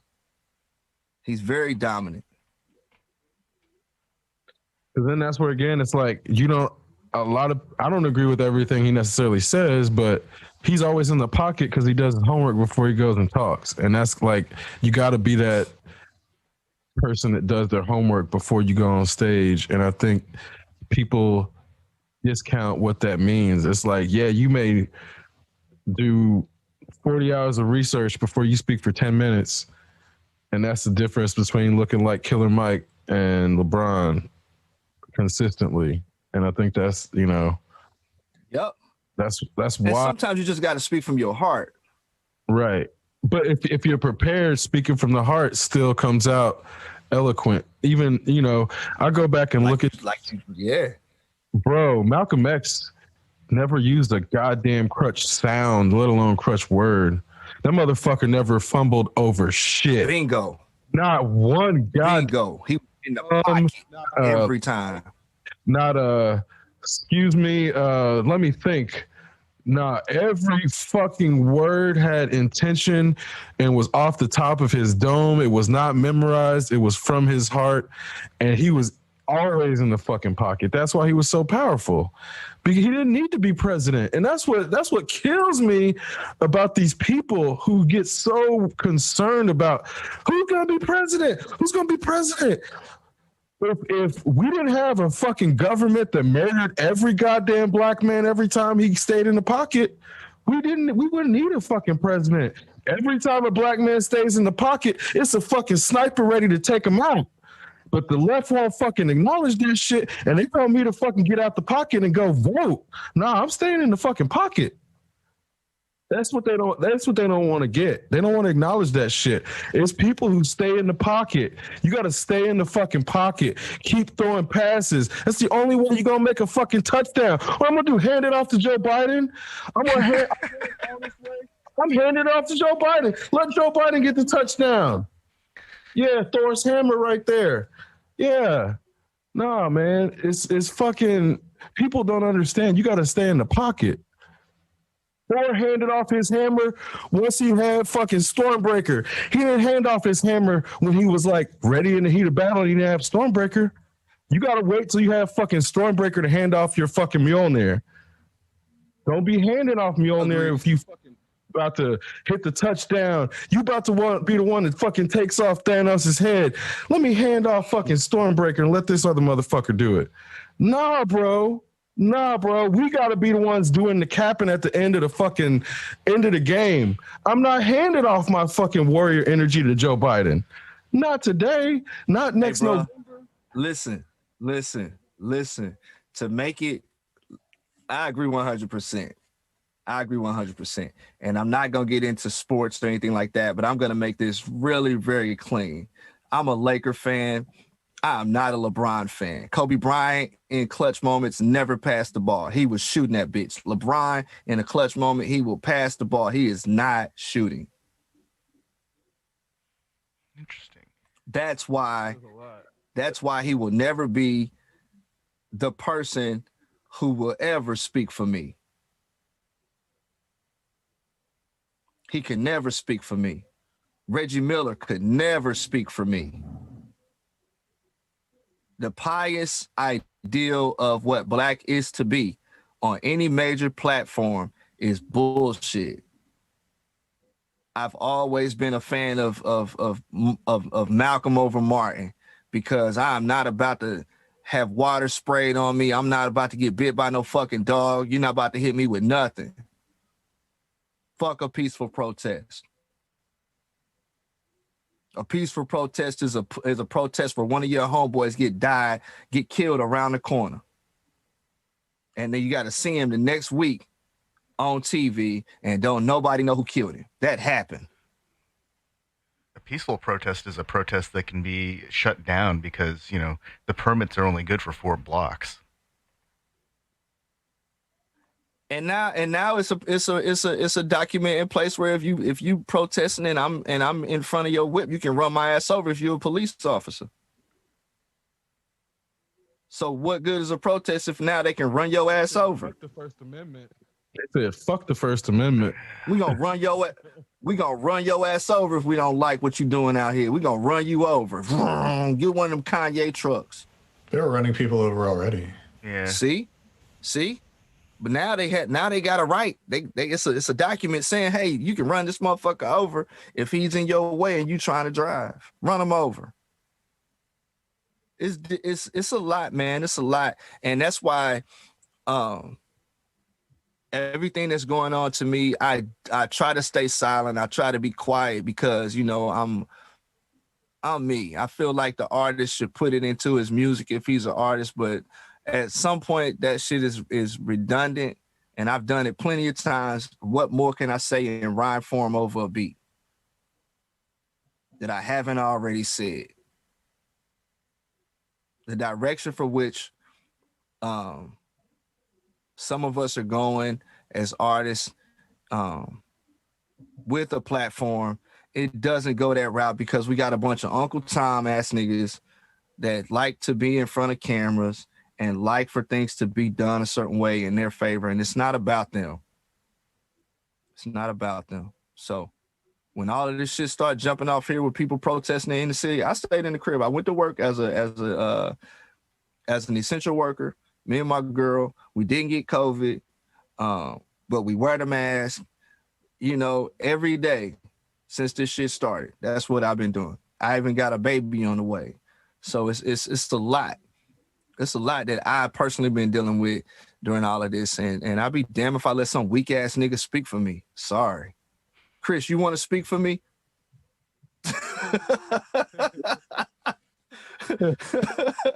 Daniel, you want to speak for me? Listen, man. Listen, we've had posers. We've had posers in our community out here posing to be black. They white than a motherfucker. They run around with Black Lives Matter banners and everything. White as hell. White chick. Somebody I know claim to be who she is because she live in a black community. Yeah, man, I almost ended up working with her. And I was like, I told some people, I was like, listen, man, y'all better be careful because she is not who she says she is. And they were like, oh, I said, is she this? Is she that? They were like, nah, she's black. I was like, nah, I know black. I know black when I see it. That is not black. Was she like tight? Y'all better be careful. I've been saying that shit for like 5. Like malted? She was white. Oh.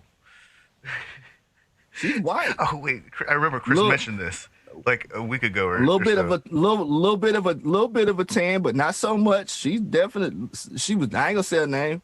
Yeah, she been on the world news. Yeah, but it's like trying to help me or get me to work with her, and that's why I'm like, bro, I'm not about to have some fucking blackfishing person trying to ask my help and not call him out. But and didn't this happen with the NAACP already? Yeah, this ain't the first one. The first Come one. on. Oh yeah, Rachel Dozel. Come on, man. When I heard that, I just put my hand over my head and I didn't laugh. I thought it was a really real. Somebody got some issues, some mental issues that they probably need to get worked out. I got my own mental issues. Thank God for my mom. I probably would be going off on different tangents this year, but I haven't. I've been cool this entire year. I haven't said anything to spark anybody's interest. I haven't gone after none of these bigots. I haven't said anything outrageous. I've been chilling because I listen to my cousin in this podcast. I listen to my other cousin who made music, Baby Don. I listen to everybody who has really, really, really good, keen insight on how it is and how I'm supposed to be in my age. So I don't have time for bullshit. If you come to me with some bullshit, I'm turning my back and I'm walking the other way instead of busting you in your fucking face. Yep, that's the way to be. That's the only, because it's funny, man. Like, I realize a lot of people in America don't know what it's like to be black. And even in the sense of like, I know you remember Ghost Dog. Yeah. But of course you remember. But a lot of people don't understand what it truly means to like meditate on death. As a black person, you got to meditate on that shit at least 7 times a day. Just like doing random shit like getting gas in your car, or driving to certain parts of town, just for certain like existences in the like US. But there's then another element of like, when you're young, you don't take into account other people's randomness, and the older you get, you obviously learn that other people are always on the verge of chaotic randomness, and most of the time breakdowns. So you tend to stay away from those situations that can get more random, and you get better at it as an adult. Like, I mean, it's not necessarily as an adult. Chris, check this out. Check this out. Okay, so when I was younger, right? I remember I used to get off work, catch the number 34 bus, catch the 34 bus to Southeastern Avenue to go to the studio. One summer, I caught the bus. I got off the bus on New York Street. I walked towards Southeastern Avenue. I got to Southeastern Avenue, and I don't know what was going on at the time. I couldn't have been no older than 19. I think I was about 19. And I get off the bus, I'm walking, I get to the corner where the homeless shelter is. And all of a sudden, this big ass truck drives by. All I hear from the back of the truck is, nigger.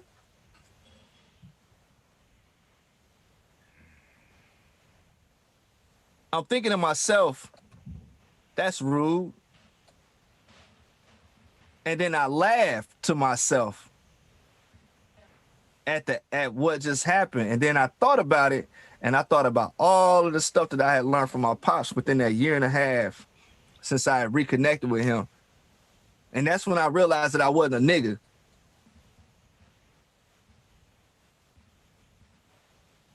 You see what I'm saying? If you identify with something, then that's who you are. If you don't identify with black, if you don't identify with white, if you don't identify with certain things, these titles that people put upon you, how could you even feel a certain way about it in the first place? You only be manipulated as much as you let people manipulate you. Exactly. So we it's different, bro. I don't understand people. I don't care if people understand what black is, because to me, I understand what black is. I understand. And if they talk to the right person, they'll understand too. That's all. It's all it takes. Build with the right people. Build with someone who is not upset with you about the past, and they are looking forward to replenishing their future, not only from the perspective of what they're already experiencing, but through their kids, because our kids will be running this bitch one day. They're gonna be running this bitch one day, and we ain't gonna be here. We're not gonna be here. At least think about it like that. Because when I'm out of here, I want my daughter to be good. I want both my sons to be good. I want everybody here that was put here to protect them to be good. And that's basically it. As far as being a radical, I've already been a radical. Only thing is, wasn't a lot of black people dying around me. That's the difference. Black people are dying around you, and you can see it. My daughter been experiencing police brutality on African American males and females and kids the entire 8 years she been here. So you don't get a chance. She don't have the luxury to ignore it. Facts. The other thing that I want to say to add on before this over is I was turning my TV the other day, and I noticed that they had the Pride banner on Nickelodeon. Yeah, I said, this programming is crazy, because I can't remember the programming being about anything like that when I was a kid, when I wanted to watch my cartoons. So the programs are definitely in play for our kids to be manipulated. That's one thing that I don't agree with, whether it be the school system or the cartoon networks. So if she's gonna be something that is gonna determine whether or not she's gonna be a beautiful young lady that marries a man or marries a woman. That's gonna be her choice. It's not gonna be because of programming. Yeah, I find it's like weird that Nickelodeon would be dealing with sexual orientation at all. It's like they're very under teen because there's like, yeah, that's a weird thing. Yeah, they should. I don't know. That's very strange. Just think about that once this show is over. I mean, I'm thinking about it now. That's where again, it's programming is at an all-time high, and I know you guys mentioned something about there hasn't really been an agenda, so to speak. So I do agree with that. But I just think that the programming is more of what it is we need to keep an eye on. Well, if your parents stay involved, then they know what their kids are watching, so you can't be programmed without. And that's to me, parents can't put out the responsibility on the TV. That's the thing we got. Nope. And thank God my daughter was not watching Nickelodeon that day, and I just so happened to turn her video game on for her because she wanted to play Fortnite. Because she would have been asking questions. Yeah.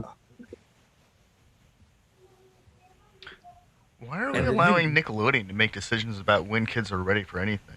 Why is that program even there? That's sketch. That's super sketch, man. Yeah, we're almost done. Sketch. Why are you the sound? No. The mic only picks up what goes in it. Oh, I got a great mic. I'm sorry.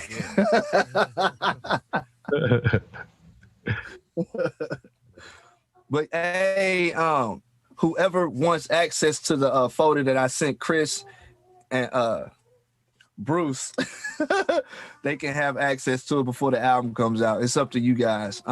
The album will be out December. It'll be out December 4th. I mean, if you don't mind, I'd like to add it to my base capsule rotation, and just I have a playlist generator that just selects from whatever is available.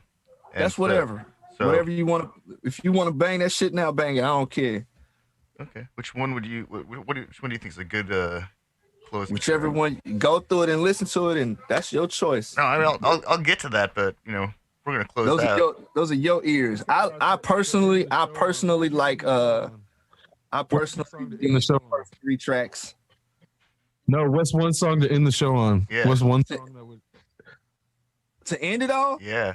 Right now, like what I'm saying. Street Made Martyrs. Street Made Martyrs. Yep, I wrote that after Nipsey got killed. Rest in peace.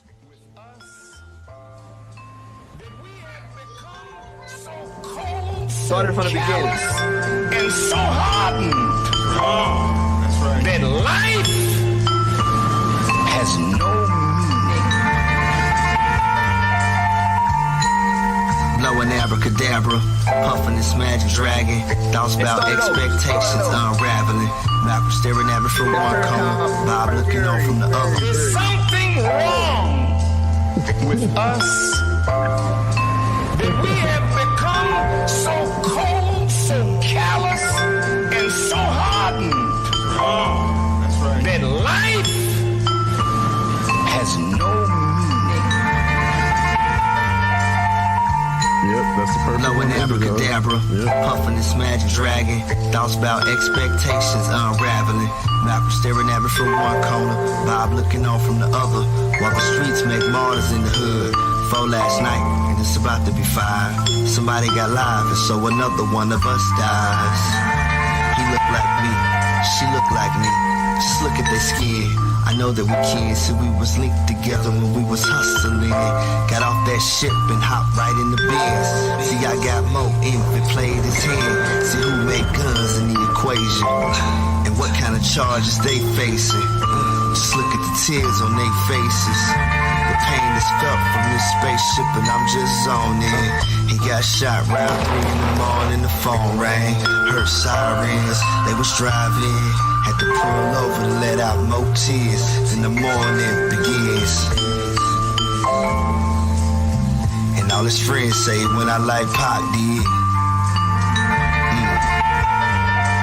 Good morning. Damn, it's been a long week. Beloved got killed and he was just trying to build a chief cornerstone hire. Little cub became a street-made martyr.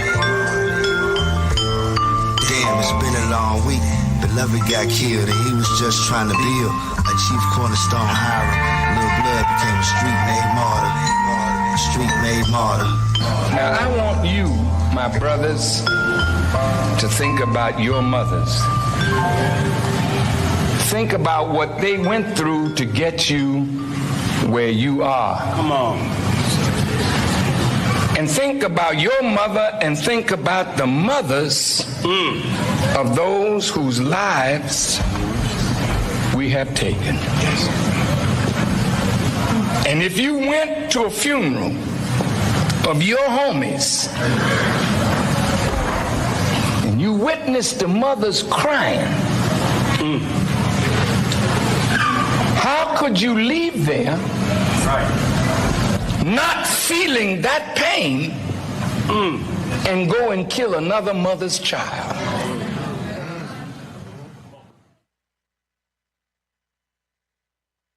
Exceptional Radio.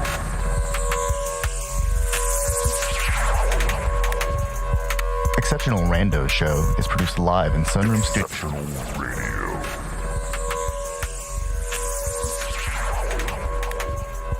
Exceptional Randos Show is produced live in Sunroom Studios Base Capsule and in partnership with KLST 103.5, RadioCallisti.org. Remember to catch our Exceptional Randos live stream on YouTube every Sunday between 2 and 4 p.m. Eastern Standard Time. And if you have a story, idea, or question that you would like to share, we want to hear from you. Thanks for listening. Well, that was random. Exceptional Radio.